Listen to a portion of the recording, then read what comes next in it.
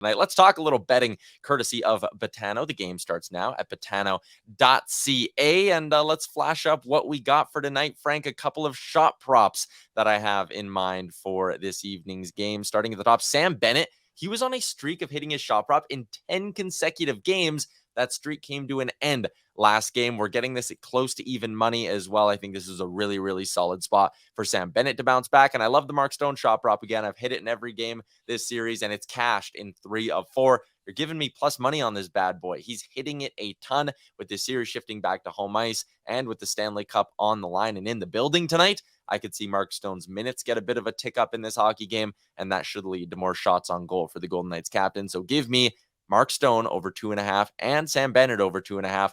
They've been crushing it as of late, and you're getting close to plus money on each of them as well. So a couple of shot props for you tonight, courtesy of Betano.ca. So I'm not allowed to bet, but the Conn Smythe odds fascinate me.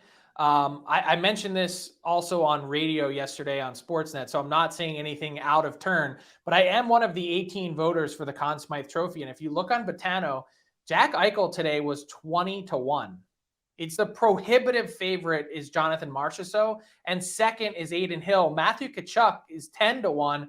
I see almost no chance that the Conn Smythe goes to a member of the losing team with how lopsided this series has been and how banged up Tkachuk has been as well. Personally, I see tremendous value in Jack Eichel. I think it's a razor-thin margin between Eichel, Marchessault, and Adin Hill. I'm leaning towards Jack Eichel in my number one spot right now.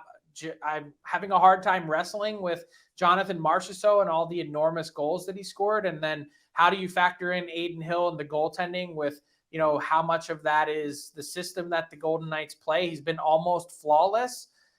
Man, this is a really close margin. And when you have a deciding game like this, if Jack Eichel were to come out and get a big goal early, for instance, does that sway vote? Like, there's a lot that could happen here. And I'm just saying at 20-1, it's kind of fascinating.